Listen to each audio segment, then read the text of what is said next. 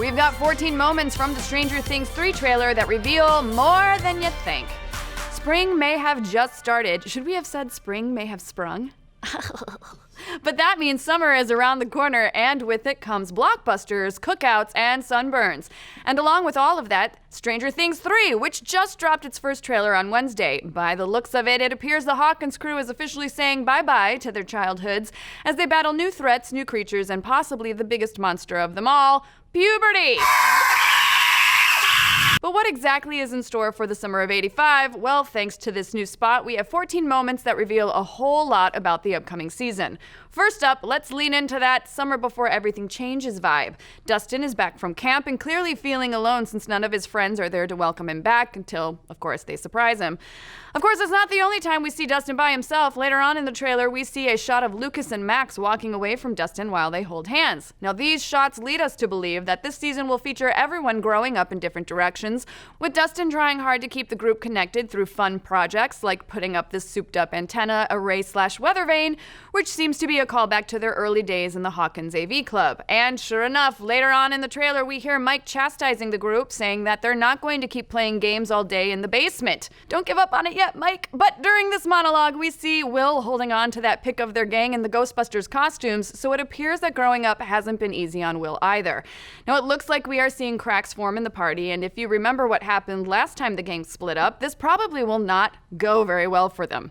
Despite all of this, it looks like some new friendships have formed. Max and Eleven have become besties, as we can see from them dancing around to 80s jams, reading teen magazines, and doing a glamour photo shoot, most likely at the new Starcourt Mall. Speaking of Eleven, it seems like she is adjusting well to normal teen life, and she is still using her mind powers, as we see her controlling Dustin's toys, and later we see her back in the dark interdimensional void where she went in previous seasons. And of course, it wouldn't be Stranger Things without a shot of Eleven and her Eggos.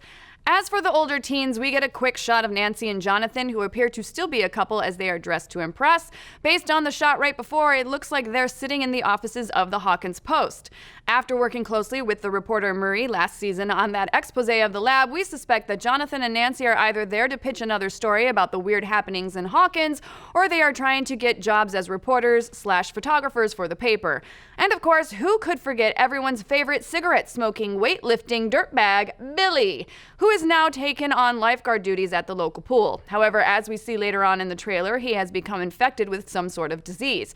Could he be the outbreak monkey that taints the rest of the town? We shall see. But guess who also got a new job? Everyone's favorite babysitter, Steve Harrington. Turns out I'm actually a pretty damn good babysitter. However, now he's working at the Starcourt Mall, slinging ice cream at Scoops Ahoy. Ahoy. Ahoy. Ahoy. Steve has come a long way since his days as Jonathan's bully in season 1, then the unofficial babysitter to the kids in season 2, but it seems he'll still be dealing with issues of growing up this season as well, if his co-worker Robin's question of, "How many children are you friends with?" is any hint. Of course, it's not gonna all be scoops of ice cream for Steve. Later on in the trailer, we see Steve get injected with something. Could he have been infected with whatever Billy's got, and this is the cure? Or is Steve getting infected himself? Our bet is on the cure. As for the aforementioned Starcourt Mall, we've heard the mall is going to play a huge part in the show this season, with many folks suspecting that we're going to see a riff on Dawn of the Dead, where the Hawkins teens use the mall as the final battleground.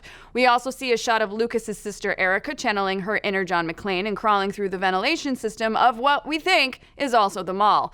So what about all of the adults? Well, we've got a few new players coming to Hawkins, starting with this assassin-looking guy stalking around a carnival funhouse. We know Stranger Things 3 takes place in '85, so it's no surprise that this guy's look is straight out of the style guide from 1984's The Terminator. We also noticed that the 45mm pistol with a silencer that he's holding here is the same gun Hopper has later on in the trailer. Wonder how he's gonna get it from Mr. Wannabe T-800. Now, this guy is also seen firing a machine gun, so it appears whatever shady organizations surrounding Hawkins aren't quite done with the town. Moving on, another new character that we've known about for a while, Mayor Klein. Last spring, we learned Carrie Elwes would be joining the cast, and here we get our first glimpse of his character. Who will be the new mayor of Hawkins? According to Netflix press materials, Mayor Klein is described as handsome, slick, and sleazy. Your classic 80s politician, more concerned with his own image than with the people of the small town he governs. Now, this tracks with the shot of the carnival that has a sign that reads, "Mayor Klein presents Fun Fair," so it seems like like he is sponsoring the event that is probably tied to his own personal gains. And in this shot of protesters, the signs say things like Mayor Swine and support downtown, which reinforces the idea that he's probably less concerned about the people and more invested in his wallet. And what's up with Hopper and Joyce? Looks like they're both still single and not together like the end of season 2 led us to hope. Hopper's sitting alone at a restaurant while Joyce is eating dinner at home by herself. The vibe we get here is that he's waiting for her at the restaurant, but she then stood him up. In the trailer, Hopper says, "It is important to me that you feel safe. I want you to feel like this can still be your home." Now, the edit of the trailer makes it seem like he could be talking to Joyce, but that's exactly something he would also say to Eleven, so we're not quite sure. In any case, it appears that Joyce and Hopper aren't warm and cozy this summer. But it wouldn't be Stranger Things without the stranger. So what kind of monsters or mysteries await us this season? We're already seeing a visual theme of electricity in the trailer, from an electrical explosion blasting someone in a gas mask to Eleven on the beach with lightning lighting up the sky to that tricked out weather vane that the crew puts up in an open field.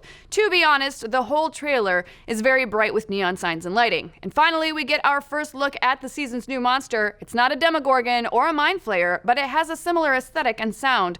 So we're thinking it's a new beast from the Upside Down. It appears that this new monster is growing and evolving, almost like it is made from different parts and creatures. So what does all of this mean for Stranger Things 3? Overall, the kids are getting older and they're trying to enjoy their last summer before high school when an infection from the Upside Down comes to town and starts infecting people. Whether the infection is some kind of plague or a zombie virus, we're not sure of yet. But of course, this will lead to some sort of last stand at the mall where the group will face off against some sort of army of monsters a la Dawn of the Dead. But we will have to wait until July 4th to find out if we're right. But what do you folks think? Are you on board for Stranger Things 3? What do you think about the new monster? And come July 4th, will you be gathered around the grill with your friends and family binging Stranger Things 3 over burgers and hot dogs? Let's discuss. Thank you so much for watching. Be sure to like, subscribe, and mash that little bell to get notified every time we go live with the show or drop a new video. And if you like this trailer breakdown, be sure to check out our breakdowns we did over the last week, like Aladdin, Toy Story 4, and Avengers Endgame.